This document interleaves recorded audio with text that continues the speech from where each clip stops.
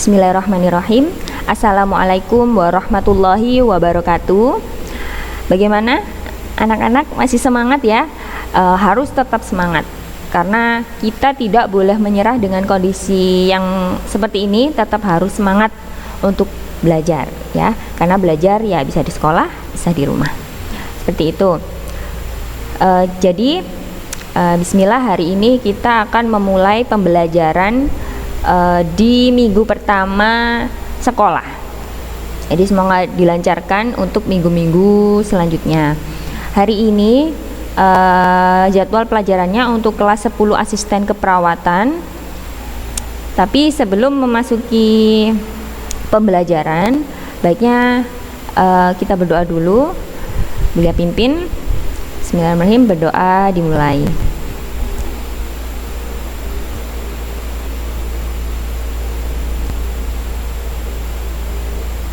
Amin ya rabbal alamin.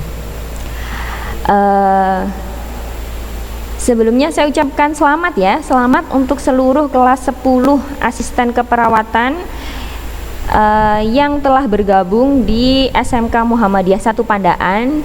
Semoga bersama-sama kita bisa saling berbagi ilmu. Bulia sebagai guru di sini juga bisa mendampingi kalian dengan baik, sehingga nanti mendapatkan hasil yang terbaik juga. Kemudian sebelum ke pembelajaran, tentunya belum kenal ya siapa yang ada di video ini. Jadi sebelumnya perkenalkan dulu, nama saya Bu Lia Safitri. Saya lulusan D3 Akademi Keperawatan Kosgoro, Kota Mojokerto. Saya lulus waktu itu tahun 2015 dan mulai mengajar di SMK Mutu ini tahun 2015. Jadi terhitung sudah hampir 5 tahun di sini, alhamdulillah. Sebenarnya Bulia ingin berbagi pengalaman juga ya, bagaimana perawat. Jadi kalian ada semangat gitu untuk menjadi perawat yang baik juga, seperti itu. Tapi mungkin nanti itu akan Bulia sharing di lain kesempatan. Mungkin nanti waktu tatap muka, waktu di kelas meet ya. Hari ini kita masuk langsung ke pembelajaran. Jadi di kelas 10 ini Bulia diamanahkan 2 mata pelajaran, yaitu komunikasi keperawatan dan ilmu kesehatan masyarakat. Jadi untuk yang hari ini kita akan membahas komunikasinya dulu ya. Baik, komunikasi pasti akan terlintas di pikiran kalian kalau komunikasi itu berbicara, pasti ya, berbicara antar 2 orang itu, berbicara dengan banyak orang, betul ya. Jadi komunikasi ini suatu hal yang tidak bisa lepas dari kehidupan kita. Gak mungkin kita sehari itu tidak berkomunikasi dengan orang, tidak mungkin, pasti ada saja komunikasinya. Kemudian sebagai perawat, komunikasi itu seperti semacam senjata, semacam alat untuk para perawat memberikan pelayanan kepada pasien. Nomor 1 itu komunikasi ya. Jadi nanti di pertemuan-pertemuan selanjutnya kita akan membahas tentang komunikasi yang baik perawat kepada pasien. Nah, untuk yang hari ini kita akan membahas dasar komunikasinya dulu, komunikasi secara umum gitu ya. Diperhatikan slide-nya. Saya mohon maaf kalau misalnya minim gambar ya. Semoga suara Bulia yang tidak terlalu merdu ini bisa kalian pahami. Nanti di akhir sesi kita akan adakan diskusi. Kalau ada yang kurang jelas bisa kalian tanyakan di situ ya. Oke, kita slide. Nah, komunikasi. Ternyata komunikasi itu berasal dari bahasa Latin ya, communicatus, yang artinya berbagi. Nah, kalau didefinisikan secara umum, suatu proses penyampaian informasi, pesan, ide, dan gagasan dari satu pihak ke pihak lain. Jadi sudah bisa kita tarik kesimpulan kalau komunikasi itu fungsinya ya menyampaikan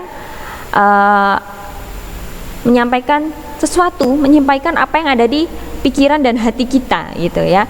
Jadi dan cara penyampaiannya itu harus baik supaya orang yang kita ajak komunikasi itu bisa mencerna, memahami apa yang kita ingin sampaikan, seperti itu ya komunikasi. Kemudian slide ya.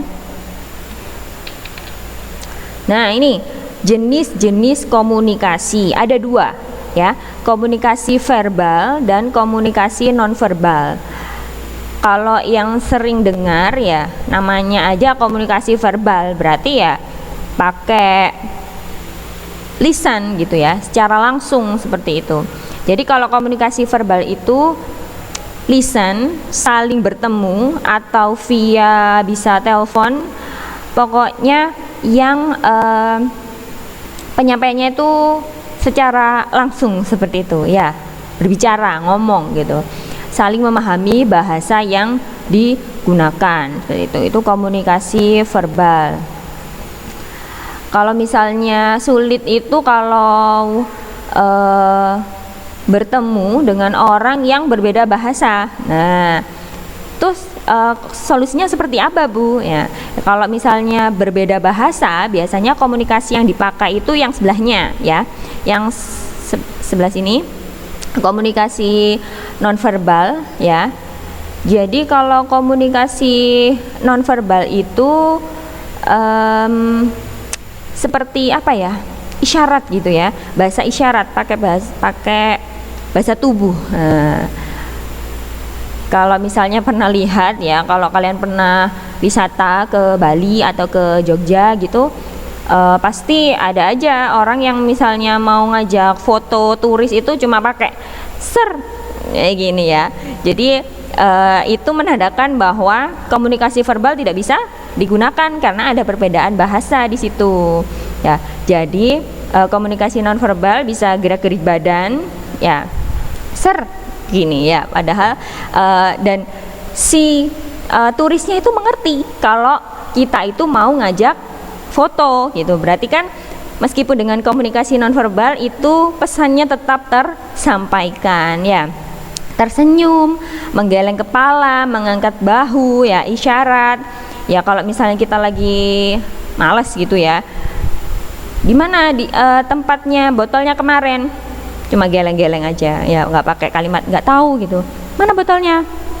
Nah, orang yang kita ajak komunikasi tetap tahu maksudnya ya, kalau kita tidak tahu tempatnya seperti itu. Tapi komunikasi nonverbal ini kalau bisa amat sangat dihindari di dunia keperawatan karena tidak sopan ya. Masa pasiennya tanya apa, kita jawabnya cuma geleng-geleng, ngangguk gitu kan, tidak boleh ya. Jadi ada 2, komunikasi verbal dan komunikasi nonverbal.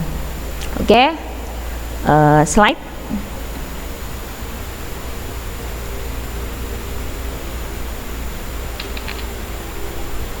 Nah, ini pendapat beberapa ahli ya. Beberapa ahli ada yang bilang suatu proses penukaran informasi bisa dibaca suatu proses di mana informasi ditransmisikan melalui sebuah sistem lewat simbol, tanda, perilaku ya. Pokoknya intinya komunikasi itu penyampaian ide, gagasan itu tadi ya kepada si penerima pesan. Itu ada di sini menurut Haber, Taylor dan Jean. Slide. Nah, komponen proses komunikasi di sini ada 4 ya. Ada sender, receiver, message, dan variabel pesan. Kalau sender itu berarti artinya apa? Pengirim pesan, send ya, mengirim, pengirim pesan tentunya.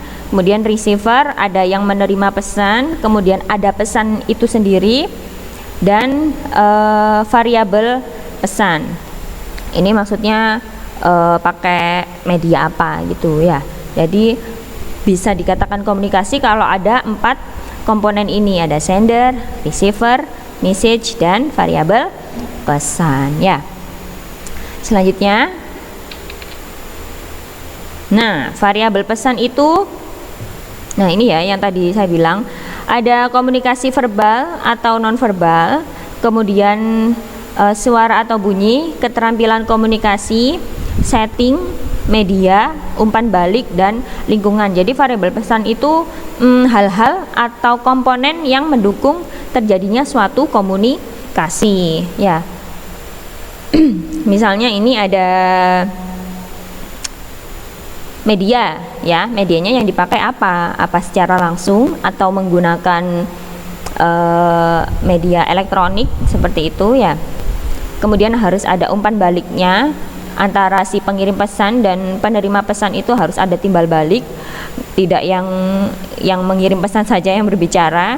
Jadi kalau misalnya si pengirim pesan memberikan pertanyaan, harusnya receiver memberikan respon, seperti itu, ya. Ini variabel pesan, ya, ada 8. Kemudian lingkungan juga mempengaruhi. Kalau misalnya lingkungannya memang sudah disetting untuk melakukan komunikasi seperti di dalam kelas, ya, itu akan tersampaikan dengan baik gitu. Kalau misalnya tempatnya bising, ya, itu kurang mendukung, seperti itu. Slide. Proses komunikasi. Nah, proses komunikasi ini ada 4, ya. Maksudnya ini proses komunikasi itu ini terjadi antara siapa gitu. Kalau komunikasi ada 4 ya, komunikasi intrapersonal, interpersonal, komunikasi publik, dan komunikasi efektif. Jadi kalau yang komunikasi intrapersonal, ya, itu berarti komunikasi dengan diri sendiri. Gimana itu Bu, kok bisa ngomong? Kalian pasti pernah mengalami kondisi di mana kayak bertanya kepada diri sendiri dan diri sendiri yang menjawab. Ya, pasti pernah ada di kondisi seperti itu. Jadi kalau komunikasi intrapersonal itu misalnya di dalam hati, beli nggak ya? Gitu misalnya. Ini saya beli apa enggak ya? Gitu. Terus kalian jawab sendiri, nggak usah deh, hemat, misalnya kayak gitu. Nah, itu adalah komunikasi intrapersonal. Atau bisa juga kalau kita aplikasikan ke keperawatan, misalnya, ibu ini tadi bilangnya sudah enakan, tapi kok konjungtivanya masih pucat ya, misalnya gitu. Coba deh saya cek lagi. Nah, ya kan kalian bikin pertanyaan tapi kalian jawab sendiri gitu, itu intrapersonal. Kalau komunikasi interpersonal, ya, itu komunikasi terjadi antara 2 orang, ya. Ini yang normalnya. Jadi antara saya dengan 1 orang saja, itu interpersonal, ya. Jadi kayak apa ya, komunikasi pada umumnya lah gitu. Terus yang ketiga itu komunikasi publik. Dari namanya saja sudah tahu ya, kalau publik berarti ada ngobrolnya itu sama banyak orang gitu, sama tidak hanya 1 orang, lebih dari 2 orang gitu kalau publik. Ini contohnya kayak seminar, kayak saya begini, kalau misalnya di di depan kelas gitu ya, itu namanya komunikasi publik. Nah, kalau komunikasi efektif itu komunikasi yang lebih intens gitu, maksudnya ada tujuan tertentu, seperti mau merubah sikap seseorang gitu. Jadi kalau komunikasi efektif itu semacam kayak misalnya ingin membentuk sikap atau karakter seseorang. Jadi setiap hari itu dikasih pelajaran yang dikasih komunikasi itu terus, jadi dia pada akhirnya nanti outputnya seperti yang diinginkan oleh si pengirim pesan. Paham ya? Tuh ya, itu komunikasi efektif. Selanjutnya slide.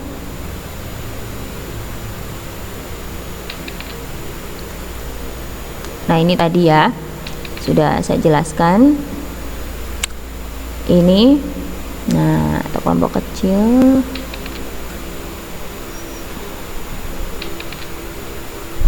Nah, ini yang tadi ya, komunikasi efektif merupakan komunikasi yang mampu menghasilkan perubahan sikap pada orang lain yang bisa terlihat dalam proses komunikasi. Seperti itu. Sudah tahu ya perbedaannya antara komunikasi intrapersonal,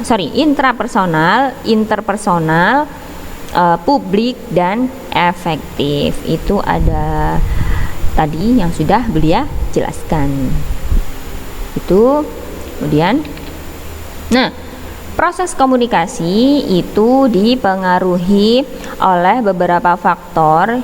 Nah, dan faktor-faktornya ini ada di beberapa ada di sini ya, sudah saya tampilkan. Yang pertama, mencet. Perkembangan. Nah, proses komunikasi ini juga dipengaruhi sama perkembangan zaman ya. Maksudnya apa, Bu? Jadi komunikasi antara tahun dulu ya sama sekarang itu sangat berbeda. Jadi kalau kalian pernah dengar mungkin ya, kalau zaman dulu itu komunikasi sedikit dibatasi ya. Karena setelah lepas itu atau masuk orde baru, itu komunikasi menjadi lebih terbuka, orang-orang bisa menyampaikan aspirasi atau kritik gitu ya, lebih bebas begitu. Itu menurut perkembangan. Kemudian persepsi. Nah, komunikasi ini antara dua orang, pasti dua orang ini kan punya dua kepala dan pasti punya persepsi masing-masing. Jadi kalau misalnya kita sharing sama seseorang, itu tentunya kita tujuannya kan mau cari ini ya, cari ilmu baru. Jadi kalau seandainya ada persepsi beliau yang kurang cocok sama kita tidak boleh tersinggung gitu, karena persepsi orang itu berbeda-beda. Atau kalau misalnya mau menyampaikan sesuatu ke orang, misalnya ya, saya harus menyamakan persepsi saya dengan tim saya misalnya. Jadi kayak kalau kalian ada pertemuan ya, terus tim keperawatan, guru-guru keperawatan mau menyampaikan proses ujian misalnya. Nah, enggak bisa kalau kita jalan sendiri-sendiri, nanti persepsinya sendiri-sendiri. Nah, untuk memudahkan kalian agar persepsinya sama, maka kita bertiga, Bulia, Bu Afina, Bu Sela, itu harus kumpul dulu untuk menyamakan persepsi, baru menyampaikan hasilnya ke kalian. Jadi persepsinya bisa sama. Persepsi itu tahu ya, persepsi itu pemikiran, pendapat gitu ya. Kemudian ada nilai ya. Nilai ini setiap orang juga memiliki nilai diri masing-masing ya, menilai suatu pesan itu seperti apa, menilai suatu informasi itu seperti apa ya. Ada yang menganggap itu penting, ada yang kurang penting ya. Kemudian ada latar belakang sosial budaya. Nah, proses komunikasi itu sangat dipengaruhi dengan ini. Kalau misalnya saya dari Indonesia, terus kemudian mau liburan ke Korea, nah pasti nggak bisa, saya nggak bisa bahasa Korea. Nah, bagaimana saya nanti di Korea ya, itu pasti akan menghambat proses komunikasi gitu, karena antara yang satu bahasa Indonesia, yang satu bahasa Korea, tentunya nggak sinkron gitu. Jadi harus dicari titik tengah, apa yang bisa digunakan. Bahasa internasional ya, pakai bahasa Inggris gitu. Jadi bahasa Inggris itu salah satu bahasa internasional yang bisa kita gunakan di mana saja. Jadi paling tidak semua orang atau yang ada di luar negeri itu bisa memahami apa yang kita sampaikan. Atau ya tadi pakai yang non verbal, pakai gerak-gerik, pakai isyarat gitu. Kita mau apa, mau tanya apa gitu, pakai isyarat ya. Emosi ya, emosi ini maksudnya ketika kita melakukan komunikasi dengan seseorang, misalnya dengan pasien ya, ketika kita berada di emosi yang kurang tepat ya, misalnya lagi marah gitu ya, habis marah gitu, pas ketemu pasien itu jangan ikut marahnya, jangan dibawa gitu ya, nggak boleh, karena bisa mengganggu psikisnya pasien juga. Kenapa ini perawatnya kok marah-marah, padahal saya salah apa gitu ya. Jadi kadang-kadang komunikasi seseorang itu juga dipengaruhi sama emosi. Kalau lagi happy, komunikasi ke orang lain jadi senyum-senyum gitu ya. Ketika habis marah, tidak ada senyumnya sama sekali gitu ya. Kemudian yang selanjutnya itu ada pengetahuan. Nah, kalau yang pengetahuan ini biasanya kalau antara perawat, ngobrolnya sama perawat dan membahas tentang dunia medis itu pasti nyambung. Tapi ketika misalnya guru matematika, kalian ajak ngobrol perawatan, kadang sedikit kurang sinkron gitu ya, tidak nyambung karena memang sudah ilmunya berbeda seperti itu. Jadi pengetahuan juga sangat mempengaruhi komunikasi. Kemudian peran ini maksudnya kalau proses komunikasi itu tergantung sama perannya di sebuah pekerjaan itu. Misalnya kalau kita berada di divisi atau di ruangan melati misalnya ya, peran kita di situ adalah perawat gitu. Jadi ya mengurusi semua urusan pasien. Nah, ketika kita menyerahkan atau nitip pesan ke orang yang ke satpam misalnya, Pak tolong ini nanti dicek infusnya bla bla bla bla. Nah, otomatis si Pak Satpamnya ini tidak paham kan, bukan peran dia di situ gitu. Jadi kalau kita mau memberikan tanggung jawab itu harus pas gitu perannya ya. Jadi biar tidak salah paham. Kemudian tatanan interaksi. Ini kalau proses komunikasi ini kenapa kok dipengaruhi oleh tatanan interaksi ini? Karena kalau seseorang ngajak kita berbicara, tentunya kita harus memberikan interaksi ya, memberikan umpan balik ya. Kalau diajak omong orang itu jangan yang diem aja gitu. Jadi harus aktif gitu ngomongnya ya. Nah itu, wah tidak ada slide terima kasih, tapi ada slide happy studying. Jadi sudah berjalan berapa menit? Ini 23 menit, sisanya masih ada 10 menit. Nah 10 menit ini kita gunakan untuk membahas, kita cicat di ini ya, kolom komentar YouTube ya. Jadi kalian di situ tanyakan aja apa yang kurang jelas dari penjelasan Bulia tentang komunikasi keperawatan ini. Mungkin Bulia kecepatan, mungkin ada yang memang belum paham, silahkan ditulis di kolom komentar sekarang ya. Jadi karena kadang-kadang anak-anak itu tidak mau berkomentar, bagi yang mau berkomentar akan saya berikan nilai plus ya, silakan bertanya, tapi pertanyaannya yang sinkron ya, tidak boleh di luar konteks. Oke, baik, itu aja yang bisa Bulia sampaikan untuk pertemuan pertama hari ini. Semoga pertemuan selanjutnya bisa lancar juga ya. Untuk pertemuan selanjutnya kita akan membahas komunikasi terapeutik seperti itu. Oke, terima kasih. Jangan lupa videonya Bulia di like ya. Kalau nggak mau share juga nggak apa-apa. Yang penting di like, di subscribe aja ya. Terus jangan lupa tulis komentarnya ya. Bulia tunggu. Terima kasih, mohon maaf kalau ada salah kata. Beli akhiri, wassalamualaikum warahmatullahi wabarakatuh.